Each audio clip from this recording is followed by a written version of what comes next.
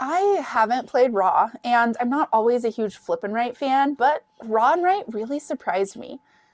Today we're looking at this Flip and Right version of the classic auction game from 25th Century Games, and whether it stands on its own, especially if you're not already a fan of the original. Raw and Right takes the core ideas of Raw and blends them into a fast, approachable Flip and Right experience. On a turn, the active player flips 3 cards and chooses one to apply to their personal sheet. That sheet is divided into 5 different scoring areas, each with its own way of earning points. Once the active player chooses, all other players still get to select from the remaining 2 cards, which keeps everyone engaged every turn, so there's no sitting around and waiting. As you fill in sections, you'll unlock bonuses that let you mark additional spaces, keeping things moving quickly.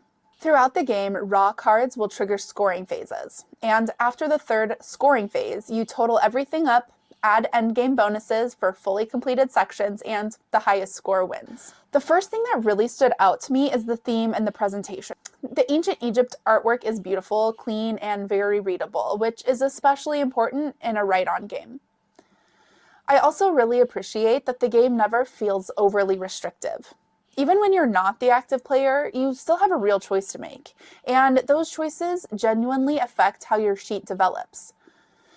It feels thoughtful without feeling punishing, which is something not every Flip and Right manages to pull off. The bonus system here is refreshingly simple. Instead of complicated chain effects or remembering special rules, these bonuses usually just mean marking another box in a nearby section. That clarity makes the game incredibly easy to teach. Because of that simplicity and short playtime and small table space required, Raw and Right feels perfect as a travel or a filler game. We've already laminated a few sheets, and I can absolutely see this coming along on trips or getting pulled out when we want something quick but satisfying.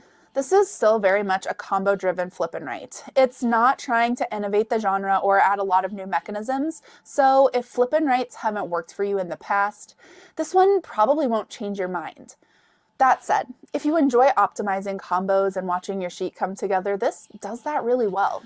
I honestly didn't expect much from Raw and Right. I haven't played the original Raw, and we're pretty hit or miss on Flip and Rights, but this one surprised me in a really good way.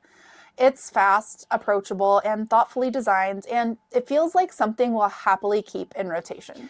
If you've played Raw, I'd love to hear how you think this version compares. And if you haven't, does Raw and Right feel like a good entry point? Drop your thoughts in the comments, and if you enjoy board game reviews like this, don't forget to like, subscribe, and follow along.